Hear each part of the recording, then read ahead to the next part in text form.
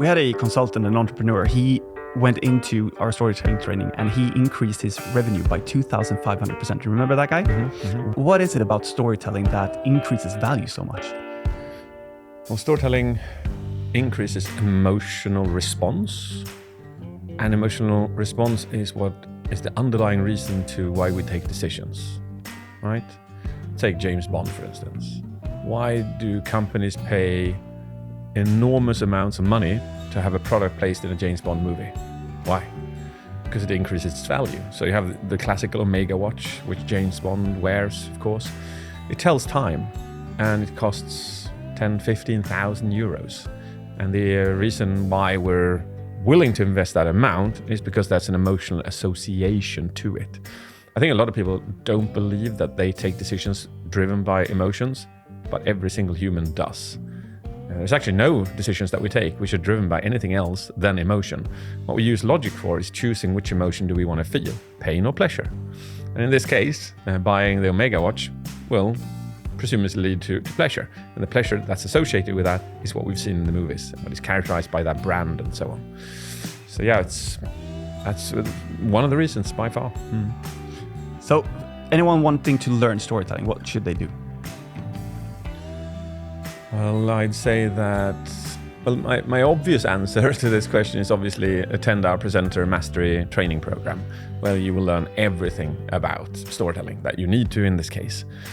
But if you're just here and now and you want to start by learning this, I'd say a great way of doing it is starting to tell stories about things around you. So you can use a very simple storytelling structure, which is called past, present, and future. So wherever you look around you, you can just look at that object and you can start to tell a story about it from a past perspective, a present, and a future perspective. So you can have a look at this, this fireplace. And I've never told a story about this, but from that perspective, it would sound something like this.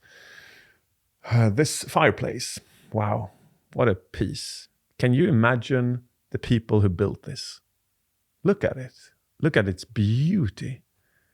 It must have taken 10, 20, maybe 30, 40, 50, 60 days. It's an absolute masterpiece. When I use this, I go into present. When I use this and you throw in the logs, do you know that it rumbles?